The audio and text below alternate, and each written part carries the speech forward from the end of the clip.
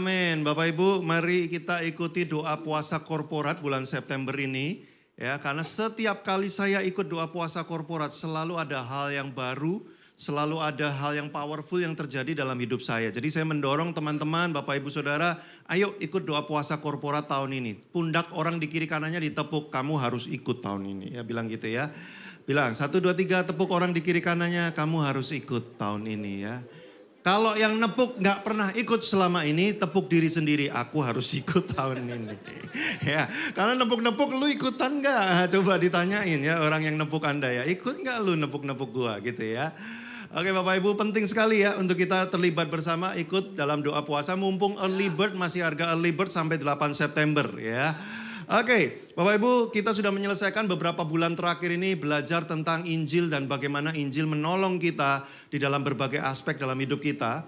Dan mulai bulan September sampai beberapa waktu ke depan kita akan belajar tentang pertumbuhan di dalam Tuhan. Bagaimana kita mengalami pertumbuhan yang signifikan di dalam Tuhan. Mungkin Anda sudah sering dengar khotbah tentang bertumbuh di dalam Tuhan, pertumbuhan yang benar dan sebagainya. Tapi kita akan membahas sekali lagi karena kita akan membawa saudara untuk masuk lebih dalam, pembahasan-pembahasan yang lebih dalam.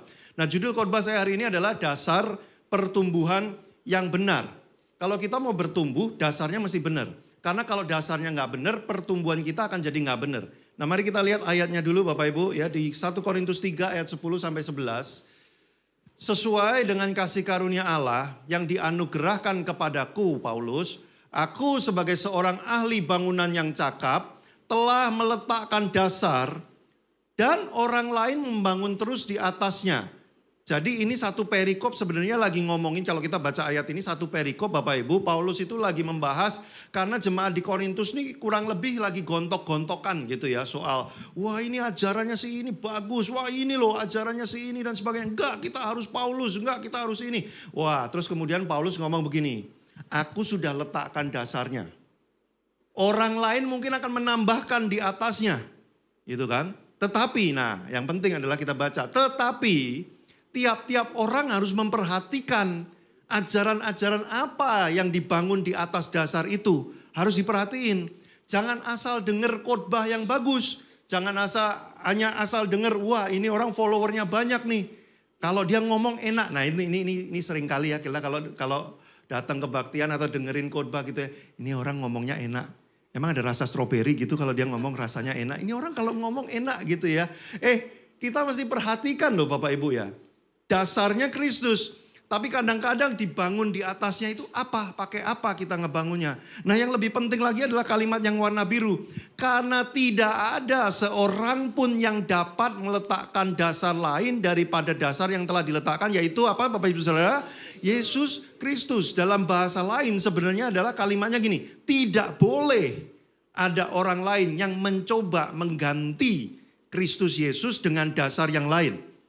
Kenapa ini penting? Karena dalam kekristenan kita seringkali tanpa kita sadar dasar kita itu bisa berubah. Tadinya Yesus tapi seiring dengan perjalanan waktu, pengalaman hidup, dengerin pelajaran, ya, ngalamin ini itu. Kita pikir dasar hidup kita masih Yesus tapi seringkali itu sudah berubah. Nah Bapak Ibu dasar yang benar itu penting sekali. Kenapa? Banyak orang gini loh Bapak Ibu, banyak orang Kristen tuh gini, kok gak ngalamin pertumbuhan ya? Kok hidupku kok gini-gini terus, aku kok gak ngalamin pertumbuhan ya. Nah jangan-jangan kenapa kita gak bisa bertumbuh atau pertumbuhan kita gak signifikan. Karena dasar kita udah salah. Makanya poin pertama boleh dimunculkan. Dasar itu penting. Jenis atau tipe dasar menentukan jenis pertumbuhan. Nih Bapak Ibu satu hari ya, saya kan suka makan kelengkeng. Terus saya mikir kalau saya tiap kali pengen beli kan boros. Wah, lalu saya punya ide. Gimana kalau saya nanam pohon kelengkeng aja? Wah, ya saya mulai berburu pohon kelengkeng gitu kan ya. Idealnya harapannya, wah nanti tiap panen makan kelengkeng gratis ya kan. Pengennya gitu. Saya tanam pohon kelengkeng di halaman rumah belakang saya Bapak Ibu. Sudah 3 tahun. Ya, dia sih tumbuh tanda kutip daunnya lebat. Tapi sudah 3 tahun gak keluar buah kelengkeng Bapak Ibu. Ya, dibilang bertumbuh. Ya bertumbuh sebenarnya karena makin gede. Tapi yang saya expect saya nggak makan daun kelengkeng. Saya pengennya makan buah kelengkeng. Ini yang banyak daunnya, buahnya nggak muncul-muncul. Udah tiga tahun. Menurut si pohon kelengkeng dia bertumbuh. Menurut saya kamu bertumbuh, tapi bukan pertumbuhan itu yang aku mau gitu kan. Nah singkat cerita saya pergi ke si penjualnya. Pak, saya beli di sini, kok nggak keluar pohon kelengkengnya? Oh yang dibeli kelengkeng yang jenis apa? Loh ternyata ada banyak jenis ya. Kan kelengkeng bentuknya gitu-gitu aja. Rupanya Bapak Ibu ada kelengkeng tertentu yang memang kalau di tempat panas nggak bisa keluar buahnya. Dia harus ditanam di tanah yang berbeda. Nah ada kelengkeng lain yang bisa, nah saya salah beli. Maksud saya begini Bapak Ibu, kalau tanahnya salah itu pohon nggak bisa keluarin buah. Kalau dasar hidup kita salah, pantesan kelihatannya bertumbuh tapi nggak bertumbuh. Banyak orang Kristen merasa, kok saya gini ya, kok saya gitu. Jangan-jangan dasar kita tuh salah. Tipe dasar yang benar menentukan apakah pertumbuhan kita bisa jadi benar apa enggak. Nah, boleh dimunculkan pertanyaannya. Kenapa ya dasar yang benar itu kok krusial banget, penting banget. Berikutnya, next. Next, karena dasar yang salah tidak bisa memberikan pertumbuhan dalam kebenaran. Bapak Ibu, kalau Anda mau bertumbuhnya mengenal Tuhan yang benar, dasar Anda harus benar. Nah, problemnya adalah ini. Boleh dimunculkan gambar berikutnya. Ya, saya akan jelaskan satu hal yang penting sekali. Pengkhotbah 9 ayat 4 bilang begini. Tetapi siapa yang termasuk orang hidup. Coba dilihat kiri kanannya masuk golongan orang hidup atau udah gak hidup. Ya, kalau gak hidup dia gimana caranya ke sini? Zombie ya. Siapa yang termasuk dalam golongan orang hidup, pasti dia masih punya harapan. Kenapa? Karena orang yang gak punya harapan gak mau hidup lagi. Makanya orang yang bunuh diri, kenapa dia mengambil keputusan bunuh diri? Karena dia sudah merasa tidak punya harapan. Kenapa Bapak Ibu kok masih bangun pagi? Kok masih semangat banget mandi terus pergi keluar, buka toko, pergi ke kantor, kerja. Karena masih punya harapan walaupun tinggal sedikit. Tapi masih ada. Di mana orang punya harapan, dia masih akan melanjutkan hidup. Bapak Ibu, kenapa kok dalam pernikahan orang kok masih mau mengusahakan, udah ribut berkali-kali. Ayo kita usahakan, ayo kita konseling. Kenapa? Karena masih punya harapan. Kalau sudah nggak punya harapan, orang nggak mau lakukan apa-apa. Tahun 2020 saya mulai buka konseling pernikahan, banyak yang kemudian konseling datang dengan saya, sebenarnya sudah nggak ada harapan. Loh ngapain dia datang? Saya tanya, ini problemnya gini. Mau nggak? Coba dilakukan ya, lakukan gini. Ada satu orang ngomong gini, nggak Pak, saya udah nggak mau. Loh, kenapa nggak mau? Saya sudah 10 tahun lakukan kayak gitu, nggak berhasil. Lah terus kenapa datang sama saya? Saya cuma tinggal cari kepastian terakhir aja. Kalau Bapak bilang ini udah nggak bisa, lah udah bener tuh Bapak berarti. Jadi datang ke saya itu bukan mau konseling Bapak Ibu. Cuman mau tinggal ketok palu terakhir tuh. Konselornya aja udah pusing kan. Bener kita memang harus cerai. Gitu Bapak Ibu. Datang sudah dengan tidak punya pengharapan. Jadi disuruh lakuin apa-apa. Udah gak mau. Nah makanya karena anjing yang hidup lebih baik daripada singa yang mati. Artinya apa? Hebat. Kelihatannya pinter apa. Tapi udah gak punya pengharapan. Itu singa yang mati. Udah gak ada gunanya. Lebih baik biasa aja, culun, gak meyakinkan, tapi hidupnya penuh pengharapan. Oh dia masih akan lakukan banyak hal. Nah kenapa sih saya agak panjang jelasin ayat ini. Anda kalau lihat gambar di kiri, ya, saya mau menjelaskan gini loh Bapak Ibu. Yang membuat kita bertindak itu karena kita punya pengharapan. Ya. Saya masih mau lakukan ini karena saya punya pengharapan. Kenapa kamu berdoa kepada Tuhan? Karena kamu punya pengharapan kepada Tuhan. Loh kalau kamu udah gak berharap sama Tuhan, mana ada orang yang berdoa? Gak mau karena udah gak ada harapan buat dia. Nah jadi dasar dari tindakan kita adalah harapan. Berikutnya. Apa dasar kita berharap kayak gitu? Apa alasan kamu punya pengharapan kayak gitu? Nih Bapak Ibu ya, yang sudah nikah. Dulu waktu ngajak pasangannya nikah, kan punya harapan dong. Ya kan? Aku lihat nih kayaknya kalau bersama dengan dia, hidup pernikahan kami akan bahagia. Kan gitu kan ya punya harapan kan. Makanya ngajak nikah. Loh kalau lihat pasangannya terus kayak, aduh ini madesu nih kalau sama dia nih. Udah gak ada harapan nih. Tampangnya, tongkrongannya, dompetnya. Udah gak ada harapan. Gak mungkin diajak nikah kecuali Anda gila.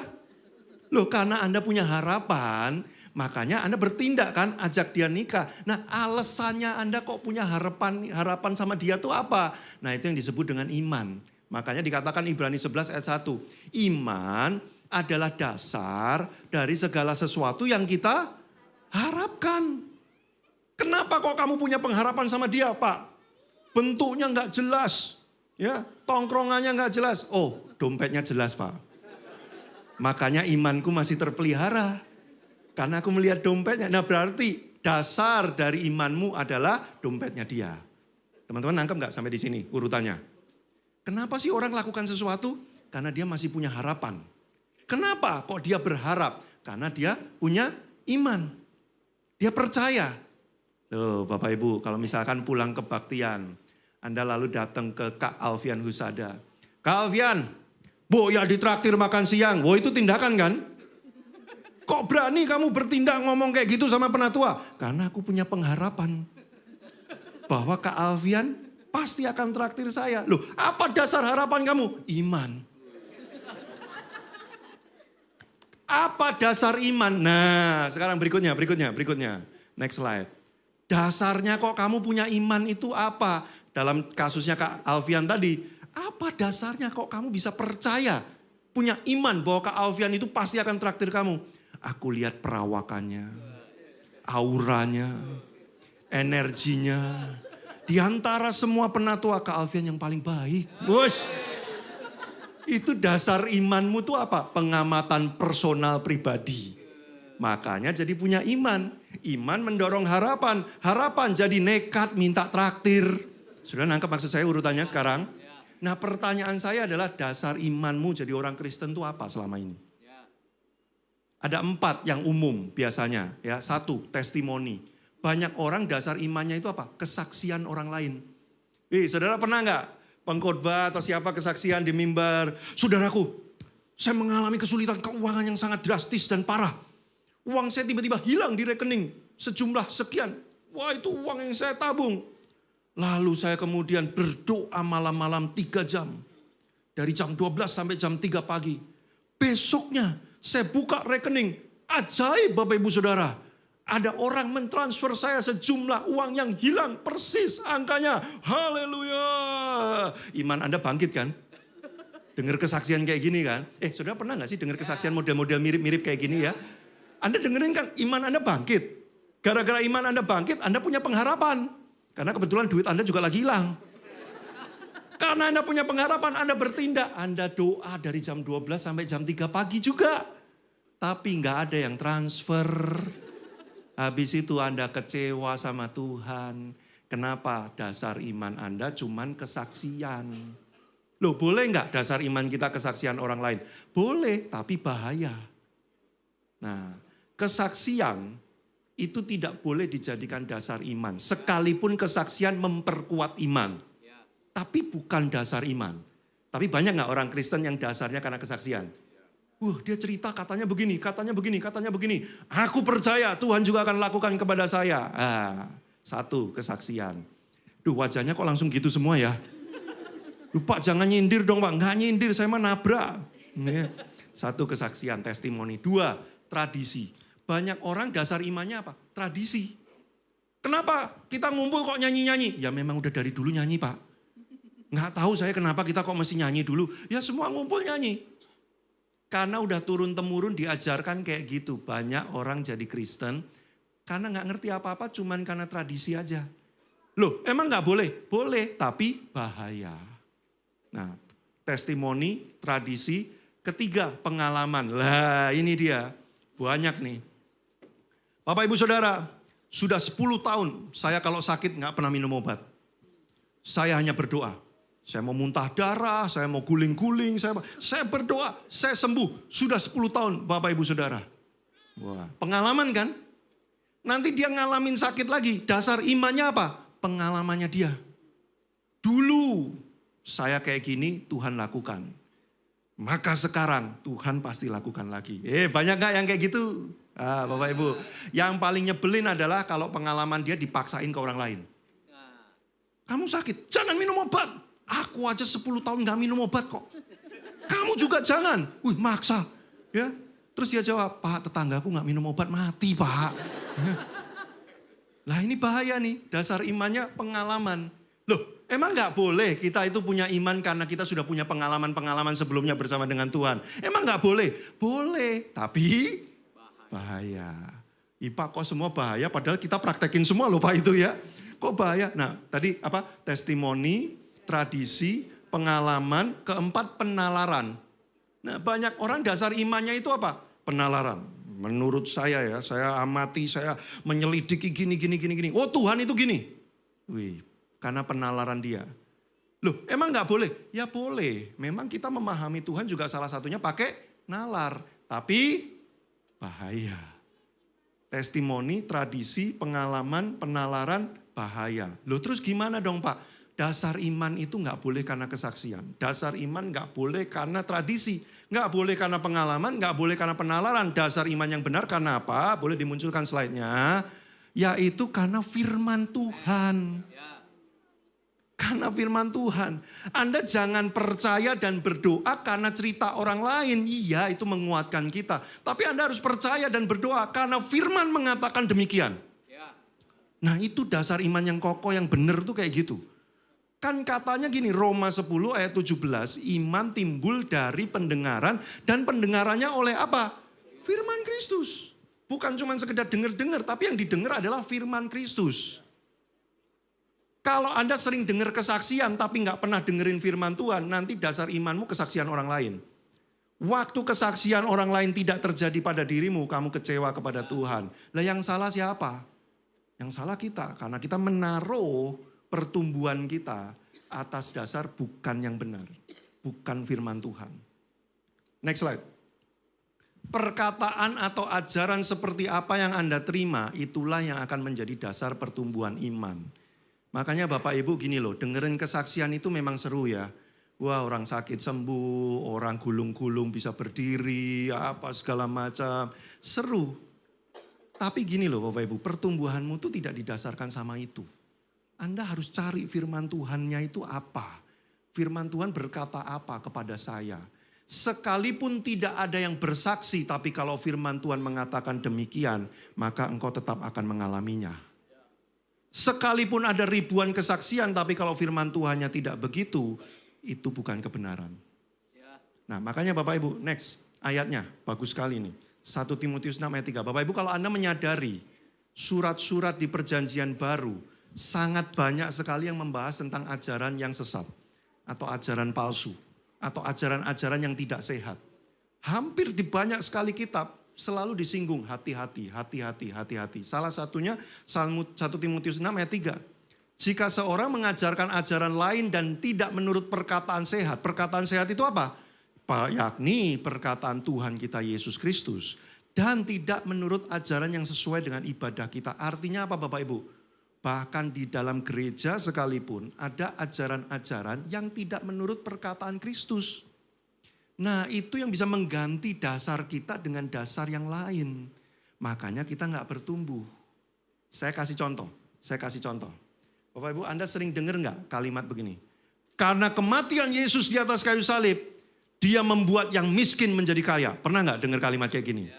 Oh sering ya kan. Katakan amin. Amin gitu kan ya. Terus mari kita nyanyikan lagunya. Kini yang lemah diperkuat, yang miskin diperkaya. Terus gimana? Pel? Karena perbuatannya atas kita syukur. Gitu kan? Wih sambil nyanyi, amin Tuhan. Aku kebetulan miskin banget nih Tuhan. Kematianmu mengubah aku menjadi kaya. Wah dapat iman kan? Loh kan pendengaran katanya, pendengaran akan firman Kristus ya kan. Dapat iman, makanya muncul pengharapan. Setiap hari doanya sekarang gini, Tuhan kapan nih? Kapan nih diperkaya nih? Udah sekian minggu kok gak kaya-kaya, tolong dipercepat sekarang Tuhan ya. Bukan diperkaya, dipercepat. Ya.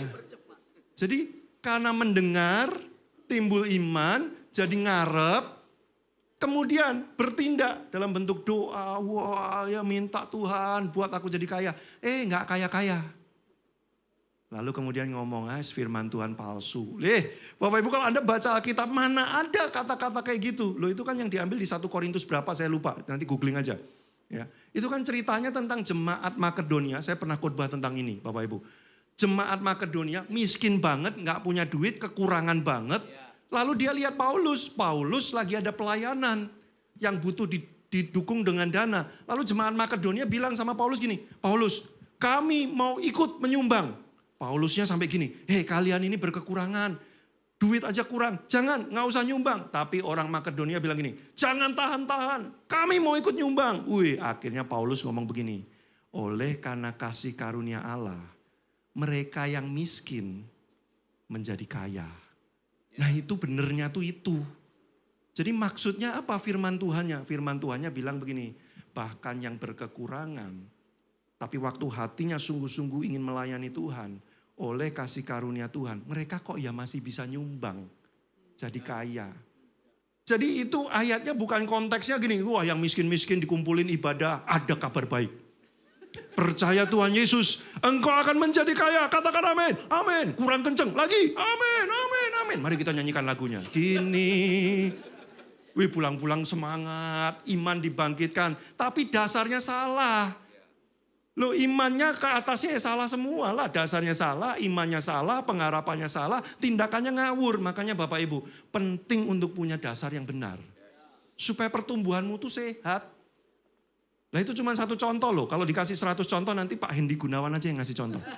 Jangan saya ya, banyak ya ajaran-ajaran yang amin, membangkitkan iman, tapi iman yang salah. Ya tentang, udahlah gak usah dibahas, nanti kepanjangan. Ya. Terus 2 Timotius 4 ayat 3, karena akan datang waktunya orang tidak dapat lagi. Saudara hati-hati ya, kalimatnya ini mengerikan. Bukan tidak mau lagi loh, tapi tidak dapat lagi.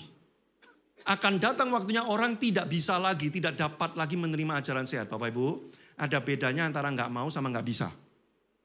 Kalau nggak mau tuh sebenarnya bisa, tapi nggak mau. Tapi kalau nggak bisa, walaupun mau tetap nggak bisa. Anda pernah tahu nggak ada orang pencernaannya sudah begitu rusak sampai nggak bisa makan makanan keras lagi. Dia cuma bisa makan bubur, kalau orang Jawa bilang jenang sumsum, sama minum jus. Nggak bisa dia makan steak karena pencernaannya udah rusak. Seumur hidupnya dia cuma bisa makan yang lembut-lembut aja. Bukan nggak mau, nggak bisa. Nah yang mengerikan adalah kalau orang Kristen akan datang waktunya, tidak bisa lagi menerima ajaran yang sehat. Bukan nggak mau, udah nggak bisa.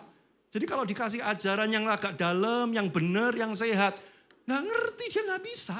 Walaupun pengen nggak bisa. Kenapa? Karena udah terbiasa menerima ajaran-ajaran yang tidak sehat. Saudara ngeri loh, hari-hari ini ya, kita bisa ketemu sama orang-orang yang kita ini udah kasih tahu benernya, ya benernya tuh gini. Enggak. Ini bukan nggak mau, nggak bisa.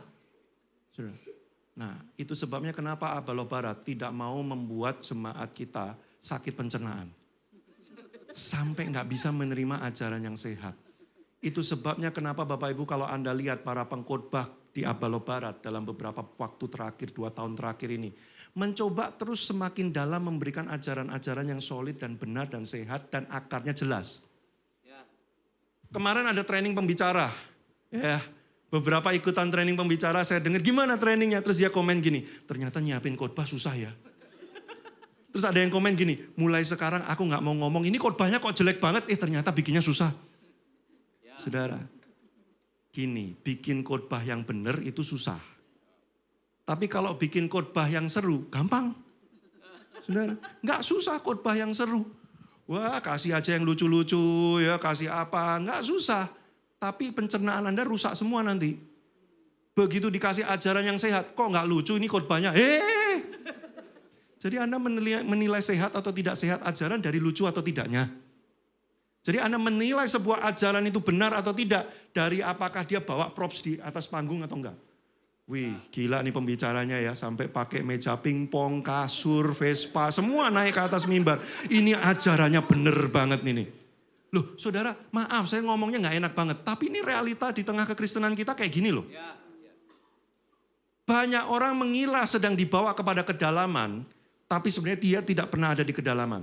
Saya kasih contoh. Satu kali saya pelayanan di Ambon, terus habis selesai pelayanan, tim hospitality-nya nanyain, mau snorkeling nggak? Wis mau dong, ya. Mau. Wah, dia ajak ke tempat yang agak terpencil tapi bagus banget. Lalu kami snorkeling. Nah, saya ini nggak bisa renang, Bapak Ibu, nggak bisa renang, tapi seneng snorkeling, ya kan? Jadi waktu udah mulai ini, saya nanya, ada pelampung nggak ya? Ada pelampung nggak ya? Mereka bingung, kenapa? Karena orang Ambon itu bisa nyelam di laut 10 meter tanpa alat. Tanpa alat. Mereka pokoknya cuma badan doang aja 10 meter ke dalam, bisa. Jadi waktu kami tanya pelampung, mereka lihatin kayak, kok ini bukan nyelam, ini cuma snorkeling, kok pakai pelampung sih? Gitu loh mereka. Nah tapi saya nggak bisa renang, jadi saya ya dengan malu hati tapi ya menebalkan muka gitu ya, karena pengen snorkeling kan. Saya ngomong iya saya nggak bisa renang, ya udahlah akhirnya mereka cariin dapat pelampung 2 orang buat saya sama istri saya kan. Udah singkat cerita seneng, ceng. Berapa bulan kemudian saya diundang pelayanan di situ lagi. Nah dalam waktu berapa bulan itu saudara, saya berlatih renang, saya belajar renang. Dalam berapa bulan itu lumayan, saya udah bisa ngapung dan gaya dada begini udah bisa, kayak kata ya udah bisa. Tapi kalau suruh nyelam nggak bisa, tapi lumayan lah ya udah bisa ngapung, udah bisa berenang gitu kan. Nah waktu saya datang yang kedua kalinya ini saya agak pede dan sombong. Ya kan, mau snorkeling lagi nggak? Mau, woi ya diajak ke tempat itu lagi. Nah teman-teman yang di Ambon ini, saya ngomong gini kan, kali ini saya udah bisa berenang. Saya udah belajar renang. Ya, saya bilang gitu kan. Wah mereka bilang mantap, oke. Ya, begitu nyampe sana, saya nanya lagi, ada pelampung nggak? Mereka langsung gini, loh katanya udah belajar renang. Iya, saya udah belajar renang, tapi saya belum bisa nyelam. Jadi saudara, rupanya menurut orang Ambon, kata bisa renang, itu artinya bisa nyelam sampai 10 meter tanpa pakai alat. Itu maksud mereka renang ternyata. Lah dalam benak saya renang itu kecipak gitu saudara.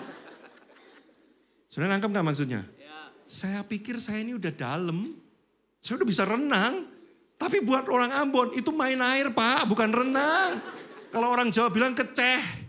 Keceh itu ya cipak-cipak dan main air. Buat orang Ambon apa kamu pakai pelampung? Sudah banyak orang Kristen mengira dia sudah dibawa dalam kedalaman. Hanya karena khotbah mimbar yang inspiratif, lucu, menarik. Wih, banyak kesaksian cerita. Aku pulang-pulang nangis aku. Saudara mau nangis sampai 1 ember. Belum tentu saudara bertumbuh kalau bukan perkataan Tuhan Yesus yang benar. Kadang-kadang itu sebabnya kenapa Bapak Ibu kami memilih jalan sulit. Kadang-kadang ada dalam pembahasan topik khotbah ya. Wah kita ngerti ini berat nih kalau dikhotbahin nih. Wah ini akan gini, akan gitu. Tapi itu penting karena itu dasar yang benar. Jadi kami memilih kadang-kadang Bapak Ibu mengkhotbahkan hal-hal yang tidak mudah untuk dikhotbahkan. Supaya pencernaanmu tetap bisa menerima makanan yang keras. Karena akan ada harinya, bahkan orang itu gak bisa lagi loh menerima perkataan Yesus Kristus yang sehat. Next ayatnya. Hati-hati supaya jangan ada yang menawan kamu dengan filsafatnya yang kosong dan palsu. Menurut ajaran turun-temurun dan roh-roh dunia. Tetapi tidak menurut Kristus. Satu kali ada orang yang nanya sama saya gini, Pak meditasi itu boleh gak sih Pak? Ya kan sekarang banyak meditasi. Bahkan orang Kristen juga banyak yang meditasi. Saya jawab cepetnya gini, tujuan kamu meditasi apa sih? Oh ya untuk menenangkan diri. Terus bahasa zaman sekarang mereka ngomong gini, supaya mindfulness. Ya, bukan penuh main-main, bukan. Mindfulness. Pikirannya itu jadi jernih, terfokus, sadar gitu kan. Terus saya nanya, kamu mindful, kamu sadar. Itu yang kamu sadari apa sih? Oh kami dibawa untuk menyadari betapa indahnya alam semesta. Habis ini mau kiamat. Saya diminta untuk menyadari udara yang masuk, keluar dan sebagainya. Udah banyak polusi di Jakarta. Kamu sadar, kamu meditasi itu mau menyadari apa? Saya menemukan setelah saya belajar psikologi, emosi, wah segala macam saudara. Kalau kamu meditasi tidak dibawa kepada kesadaran akan Kristus dan apa yang dia lakukan, bahaya. Sekalipun itu pakai lagu rohani. Tapi kalau enggak dibawa untuk menyadari Injil, apa yang Kristus lakukan buat hidup saya. Wah itu meditasimu bahaya. Kenapa kita saat teduh nyanyi? Sederhana, bukan untuk menenangkan diri. Saudara saya beritahu, saudara saat teduh bukan menenangkan diri loh. Saudara saat teduh untuk menyadari kehadiran Tuhan dalam hidupmu. Yang membuat engkau tenang bukan meditasimu. Yang membuat engkau tenang karena engkau sadar Tuhan ada di sisimu. Kehadiran Tuhan yang menenangkan kamu. Bukan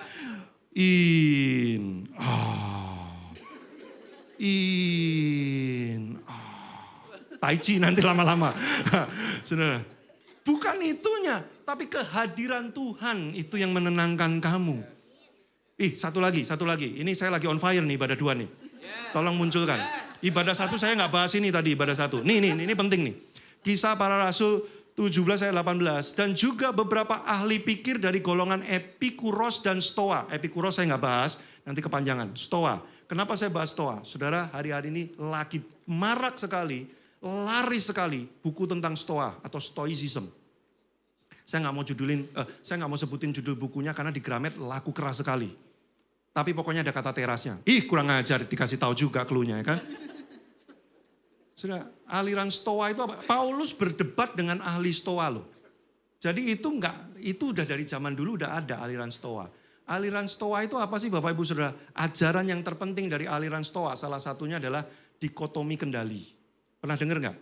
Ini saya seminar singkat, cepat aja, bertahan dengan saya ya. Saya masih punya waktu 9 jam lagi, tenang. Bertahan dengan saya, ini penting sekali. Di Stoa kita diajarin gini, apa yang kamu bisa kendalikan dan apa yang kamu nggak bisa kendalikan. Contohnya, keluar dari ruangan ini hujan, kamu bisa kendalikan nggak? Nggak bisa. Taruh itu di wilayah di luar kendali kamu. Apa yang bisa kamu kendalikan? Sikap kita. Hujannya kita nggak bisa kendalikan, tapi sikap kita sama hujannya kita bisa kendalikan. Nah itu wilayah kendali kamu.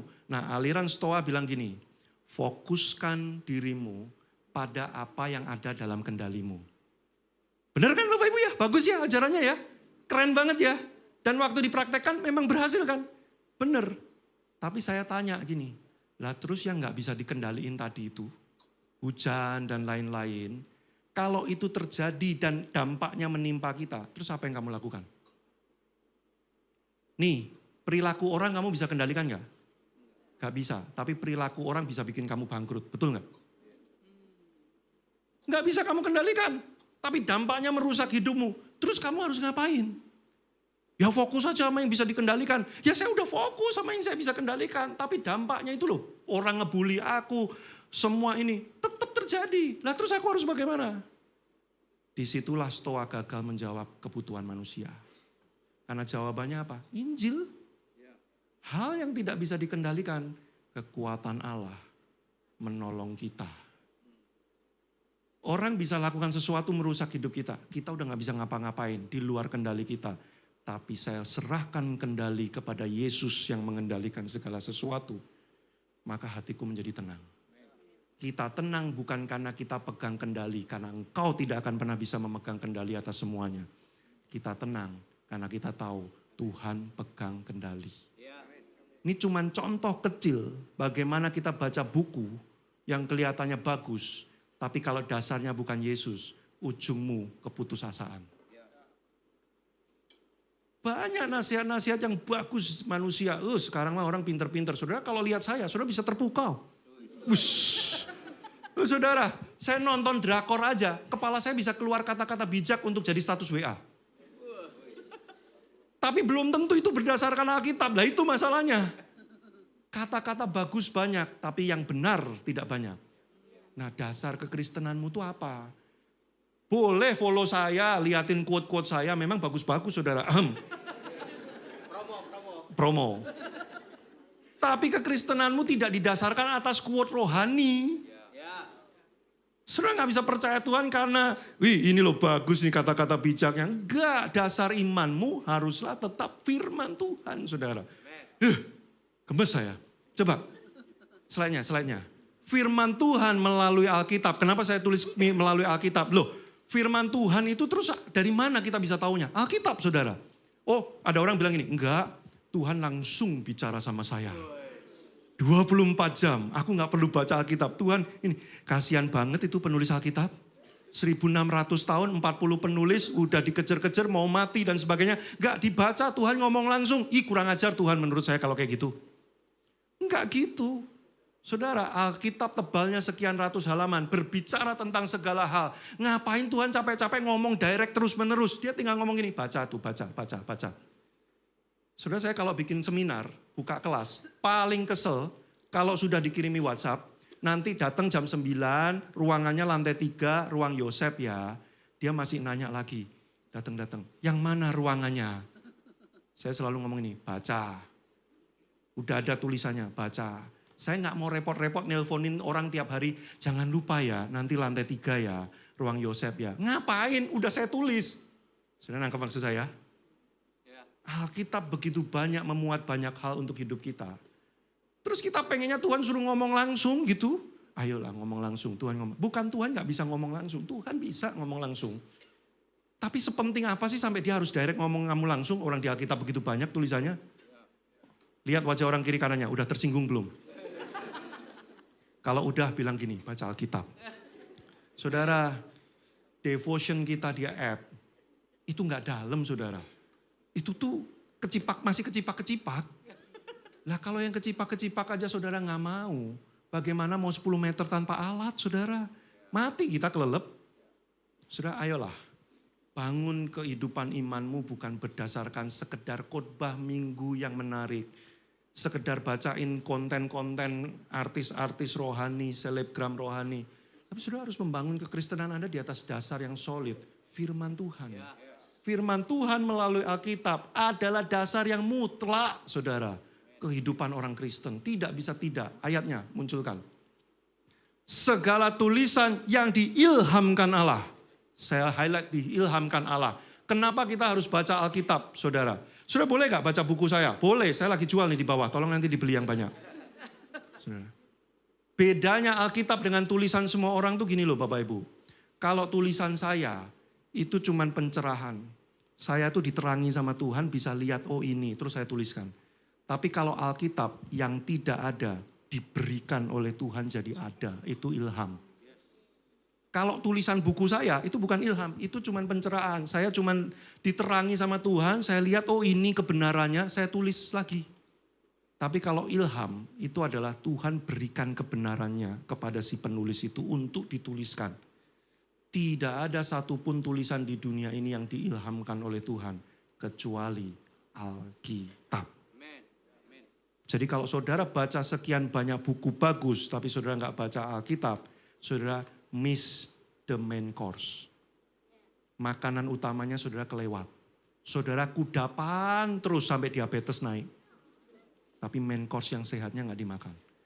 Makanya dimunculkan pertanyaan ini. Apakah Anda benar-benar percaya dengan kebenaran di dalam Alkitab? Survei di Amerika, di Indonesia belum ada yang survei. Di Amerika, di survei 19% saja dari seluruh orang Kristen di Amerika yang percaya bahwa Alkitab 100% benar. Hanya 19%. Jadi kalau ada 5 orang berjejer, cuman 1 di antara 5 orang itu yang benar-benar percaya bahwa Alkitab 100% benar. Pertanyaan saya saudara sangat percaya nggak bahwa Alkitab itu 100% benar? Ya, amin. Saya suatu hari baru-baru ini saudara, saya baca Mazmur 37. Waktu saya baca Mazmur 37 itu kurang lebih bunyinya isinya begini. Jangan ngiri sama orang yang fasik. Mereka sukses, mereka hebat. Jangan iri dengan kesuksesan mereka. Karena mereka dapat dengan cara-cara yang jahat.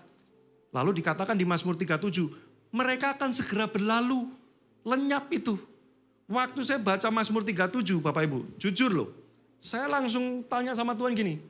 Ini benar gak Tuhan? Soalnya orang fasik yang aku kenal gak segera berlalu nih. Dia tahan bertahun-tahun padahal dia jahat. Tuhan kok gak berlalu-berlalu. Saudara pernah gak ngalamin baca Alkitab dilema kayak gitu? Loh kok gak sama sama realitanya? Kalau saya yang dulu, saya akan bilang begini. Ya mungkin penulisnya waktu itu masih ya cupu lah ya. Masih naif ya. Belum ngerti hidup itu kayak apa. Ya udahlah dimaklumin aja lah. Udah lewat. Dulu saya gitu saudara. Oh tapi sekarang. Enggak, semua yang tertulis di Alkitab itu diilhamkan oleh Tuhan. 100% benar tidak mungkin salah.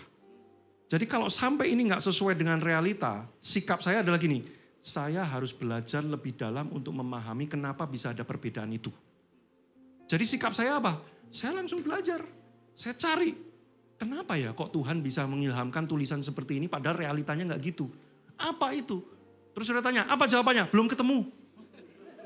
Tapi saya sedang mencari. Karena sikap saya percaya bahwa ini adalah dasar saya. 100% benar. Makanya Bapak Ibu, kalimat ini mari kita baca bersama-sama.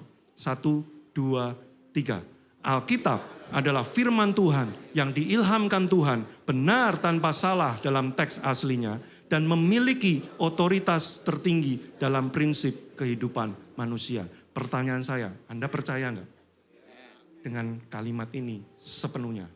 Kalau tidak, berarti dasar imanmu bukan firman Tuhan. Berikutnya, next. Apakah Anda berusaha untuk memahami kebenaran di dalam Alkitab? Oh Pak, katanya percaya aja, udahlah nggak usah pusing-pusing, ya udahlah percaya aja. Bapak Ibu nggak bisa begitu, karena ayatnya bunyinya begini. Sudah masih tahan nggak sama saya? Masih tahan ya? Tenang, tim worship udah naik semua. Ya bentar lagi selesai. Tahan bentar ya sama saya ya, habis ini selesai. Matius 13 ayat 19. Kepada setiap orang yang mendengar firman tentang kerajaan surga, tetapi tidak mengerti. Nah ini problemnya Bapak Ibu. Banyak orang datang ke gereja tiap minggu dengerin khotbah, kok nggak bertumbuh hidupnya? Karena dia nggak ngerti. Lah gimana ngerti orang waktu khotbah tidur? Enggak nyindir ya, tetap tidur aja, jangan merasa bersalah. Nggak apa-apa. Ya. Loh yang nggak tidur aja belum tentu ngerti, apalagi yang tidur. Tapi gini loh saudara, sudah berapa khotbah Anda dengar selama Anda jadi orang Kristen? Mungkin ratusan jika Anda sudah lama jadi orang Kristen, mungkin ribuan hingga puluhan ribu. Tapi kok pernikahan Anda gitu terus ya, ributnya di situ terus dan gak solve. Kok cara Anda pegang duit tuh gitu ya, dari sejak tahun pertama sampai tahun ke-70, Pak lama banget. Ya. Dari sejak pertama, tiap kali dikasih duit, ujungnya ngutang. Nanti utangnya ditutupin, ujungnya ngutang lagi. Nanti ditutup lagi, ngutang lagi. Pak, 10 tahun jadi orang Kristen, dengerin khotbah udah puluhan ribu kali. Kok gitu terus gak bertumbuh?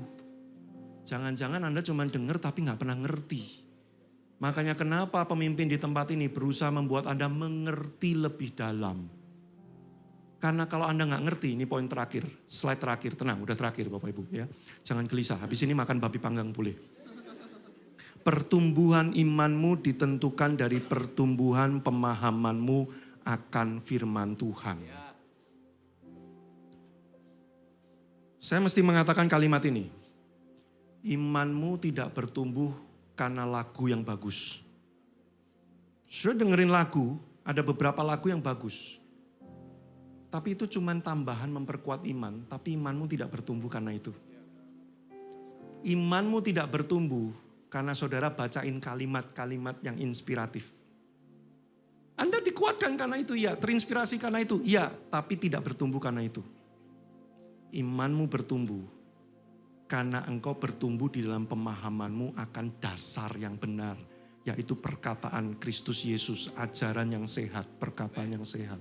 Makin kamu makin mengerti banyak di dalam pemahaman akan firman, hidupmu akan bertumbuh. Saya tutup dengan ini. Loh Pak katanya terakhir, kan tadi terakhir belum ditutup, ini ditutup.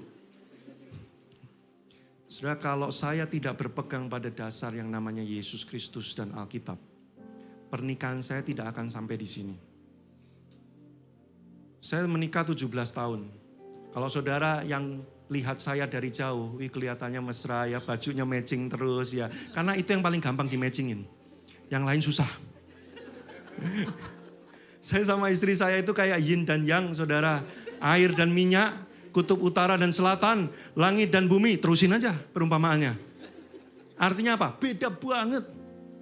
Mau makan aja, makan apa gitu ya. Kami bisa 30 menit berdebat. Jangan ini loh. Saudara, selama menjalani pernikahan tidak mudah buat saya.